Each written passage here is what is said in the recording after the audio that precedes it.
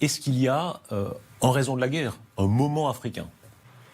Peut-être, on peut le dire, ce moment est actuel, peut-être que c'est un moment africain. Cela a été flatteur pour nous, plutôt.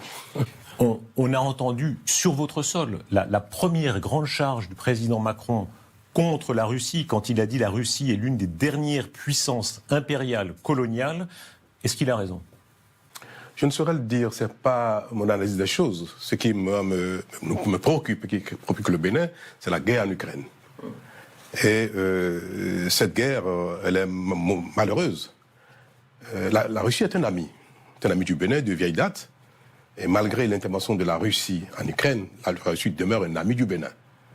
Mais ce n'est pas parce que nous sommes des amis, des peuples amis, qu'il faut se garder de ne pas condamner ce que fait la Russie en Ukraine. Cela veut dire que vous le condamnez entièrement ? Ah, tout à fait. Le Bénin condamne, parce que l'usage de la force n'est pas à promouvoir. Cela est dangereux, parce que si on banalise ce fait-là, où on exprime une neutralité, ce serait une façon de promouvoir l'usage de la force pour régler les conflits internationaux. Et cela est dangereux, notamment pour les pays du Sud, comme le Bénin, et encore davantage pour les pays qui ont une force militaire faible ou qui n'ont pas de puissance militaire. Vous aviez des relations personnelles, y compris avec le président Poutine. Tout à fait. Est-ce qu'il a commis là une erreur personnelle ? Je ne veux pas juger de l'opportunité de son intervention. Ah bah si, vous venez de dire que c'était entièrement condamnable. Non, l'usage de la force. Ah. Est-ce que la cause est juste ? Est-ce que la cause est pertinente ? C'est pas le débat. Donc, évitons de chercher si une cause, fût-elle juste, puisse justifier une intervention par l'armée dans les relations internationales. Il ne faut pas que la force soit le moyen de règlement des conflits, quelle que soit la pertinence de la cause. Comment est-ce que vous comprenez dans une partie des opinions africaines, en dépit de ce que vous dites, cette espèce de séduction qu'il y a toujours de la Russie ? Mais toutes les grandes puissances, les grandes nations font de la séduction. Chacun veut étendre sa sphère d'influence. Toutes sont impériales. Je ne sais pas si le mot convient encore aujourd'hui, mais étendre sa sphère d'influence est tout à fait commun, aussi bien à la France, à la Russie, à la Chine, aux États-Unis, à l'Angleterre, à toutes les grandes puissances. Et les relations humaines sont d'ailleurs caractérisées par ce genre de volonté. Mais pardon, Monsieur le Président, on assiste quand même à des choses étonnantes. La France a consenti des sacrifices si considérables, par exemple pour lutter contre le djihadisme au Mali. On est en 2023, on se dit que le colonialisme c'est du passé, et on voit qu'encore aujourd'hui, dans une partie des opinions africaines, il y a une séduction de la Russie, même de Wagner. Comment est-ce que vous expliquez ça ? La Russie est dans une phase difficile.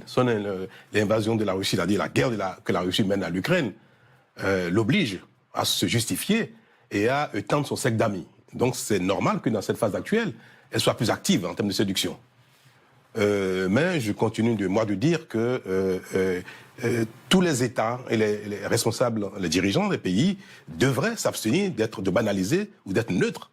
Parce qu'on peut avoir un ami, et quand l'ami fait quelque chose qui est préjudiciable pour l'ensemble de l'humanité, il faut le dire, l'usage de la force n'est pas souhaitable. Parce que si ça devient une banalité, et tout le monde le fera, ce sera dangereux en tout cas pour les pays comme les nôtres. Sur notre antenne, le ministre des Armées, M. Lecornu, a dit que Wagner considère désormais la France comme ennemi numéro 1 et d'une certaine manière, il appelait à l'aide les Africains. Est-ce que vous êtes prêt à aider la France à lutter contre Wagner ?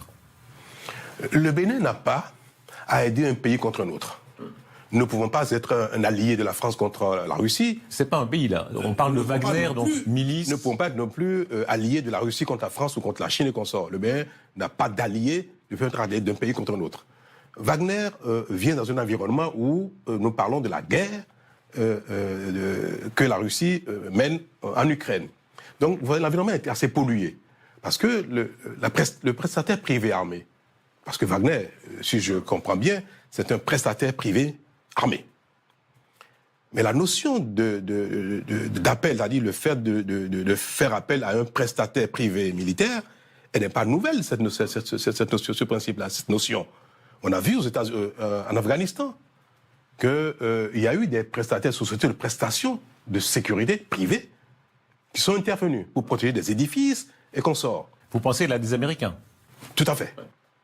Alors, donc, ce principe n'est pas condamnable. Quoique, l'idéal serait que tout ce qui est armé soit plutôt public, d'ordre public et non privé. Ceux qui vous entendront diront « Ah, le président Talon est en train de relativiser. Il est en train de dire, certes, il y a Wagner, mais il y avait aussi des sociétés privées américaines. » En effet, je relativise le principe même de l'intervention privée militaire. Mais quelle est la cause, quel est l'objectif, ou quelle est la mission qui est confiée à cette...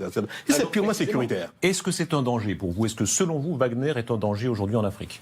Si la mission de Wagner est purement sécuritaire, au service d'un pays qui est en proie à l'insécurité, au djihadisme, et qui n'a pas les moyens humains, techniques, n'a pas les hommes qu'il faut, aguerris, entraînés qu'il faut, que ces pays-là fassent appel à un prestataire privé, sur le principe, c'est pas condamnable, pour moi. Mais pardon, Monsieur le Président, on vous sent très prudent. Vous comprenez que, j'ai pas l'habitude d'être prudent. Mais par contre... Mais vu, pardon, je termine ma question. Pour les opinions occidentales, généralement, Wagner, c'est un groupe criminel majeur à abattre. Voilà. Vous avez l'air si c'est le cas, oui. Vous avez l'air de dire que vous comprenez que certains gouvernements africains recourent à Wagner pour leur sécurité. Recours à un prestataire privé armé.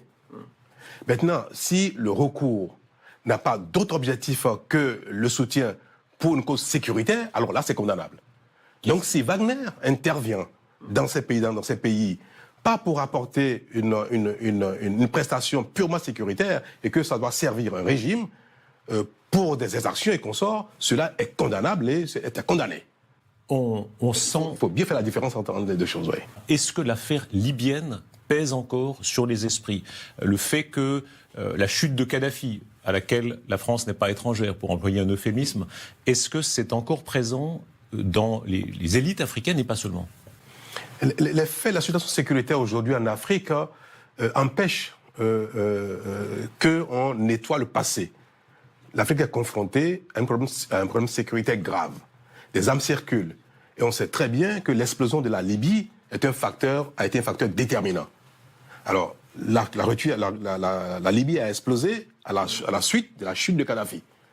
Donc, dans le quotidien des Africains aujourd'hui, où on voit des armes circuler, des armes de guerre circuler librement et aisément au détriment de la paix et de la sécurité des uns des autres, comment on peut faire abstraction de ce que l'origine, l'un des facteurs déterminants de cette situation est la chute de l'explosion de la Libye, donc la chute de Kadhafi. Vous me disiez, pardon, il y a presque une idée de faute originelle dans leur point de vue. Ils se disent, voilà, la chute de Kadhafi a amené tant de problèmes et c'est la responsabilité des Occidentaux.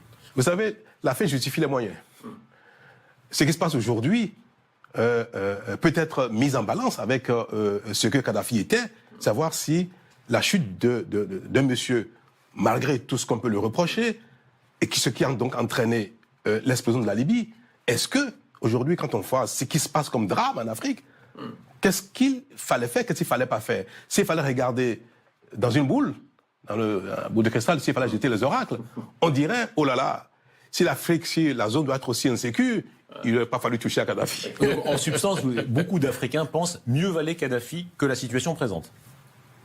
Vous savez, le monde va, heureusement, malheureusement, ainsi, avec les constances du jour pour détermination du jour. Si on devrait savoir l'avenir, combien de choses on ne ferait pas?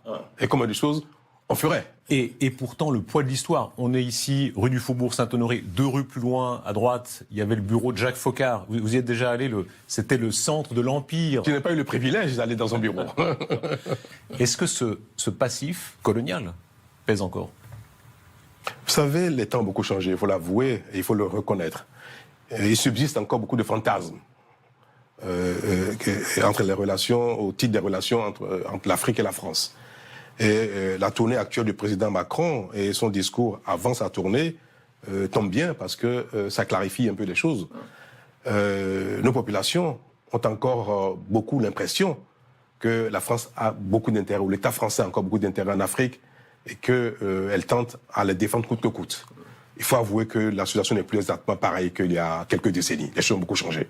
Et il faut que nous ayons le temps ou l'occasion, les autorités françaises ainsi que les dirigeants africains, de l'expliquer pour tuer ces fantasmes-là qui polluent la relation entre les deux peuples et entre au sein de l'Afrique. Et pourtant, on en voit des manifestations de cette sensibilité aujourd'hui. La scène entre le président Tshisekedi et le président Macron, quand en substance le président Tshisekedi rappelle que M. Le Drian a parlé d'un compromis à l'africaine, et que, selon lui, ça a été choquant. Le président Macron dit non, ça n'était pas du mépris. Qui a raison? Mais il a raison, le président Tshisekedi. Parce que les propos de Drian à l'époque étaient malvenus, étaient plutôt... Comment je vais dire ça? Je cherche le mot pour qualifier le juste mot. Maladroit. C'était maladroit, tout à fait. C'était maladroit. La tournée du président Macron, il y a eu ces scènes extrêmement frappantes où il est, n'est-ce pas, dans une banlieue de Kinshasa, acclamé. Qu'est-ce que ça représente dans l'évolution du rapport entre la France et l'Afrique? Ça montre bien qu'il y a une partie de la population africaine qui évolue, qui n'est pas accrochée au passé. Ce qui est d'ailleurs un handicap pour le développement, quand on passe son temps à ressasser le passé. Et le président Macron est un président jeune, qui dit les choses telles qu'il est sans. Il a vécu en Afrique, ça change. Tout à fait, il a vécu au Nigeria. Donc il a un esprit assez ouvert, il est jeune, c'est un avantage pour voir les choses différemment. Et cela, beaucoup d'Africains l'apprécient.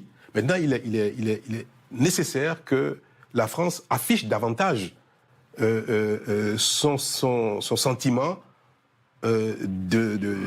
d'égalité avec les pays africains et que ce sentiment passé de paternalisme soit totalement effacé. Il y a encore du paternalisme. Beaucoup de nos compatriotes, de nos Africains, perçoivent encore certains propos, certains faits, comme du paternalisme. Il faut faire l'effort de les gommer. Qui était le plus africain des présidents français? Dans quel sens? Le plus paternaliste ou le plus progressiste pour l'Afrique ou le plus... Qui comprenait le mieux l'Afrique? Dans quel sens? Alors non, là vous jouez, là. Là vous faites le jésuite. Le plus près, allez, on a quelques images, pardon, évidemment, De Gaulle, Chirac, Mitterrand, quand il allait en Afrique, et aujourd'hui le président Macron, mais aussi le président Sarkozy. Moi, je dirais que la question devait être qui est le président français qui a davantage œuvré pour une coopération développement plus active, plus visible et plus concrète. Qui alors? Mais chacun a fait un peu sa part du job. Vous êtes excessivement prudent. La démographie africaine, elle est tellement forte. La démographie européenne, faible. Est-ce qu'il y a une logique historique à ce que, notamment pour payer les retraites, simplement ça, d'une génération à venir, des Africains, que cela plaise ou non, que politiquement ce soit apprécié ou non, un mouvement migratoire vers l'Europe?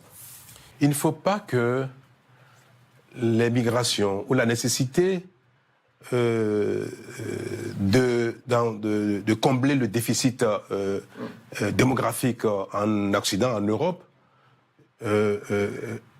conditionne les politiques africaines en termes de développement, en termes de démographie. Nous sommes confrontés aujourd'hui à un drame. Le taux de croissance de la démographie est trop élevé et en décalage avec notre capacité à investir dans l'infrastructure, d'éducation, de santé, la création d'emplois. Oui, vous êtes pour restreindre la démographie. Donc il faut impérativement contrôler ce taux de progression de la démographie, donc contrôler les naissances. Mais monsieur le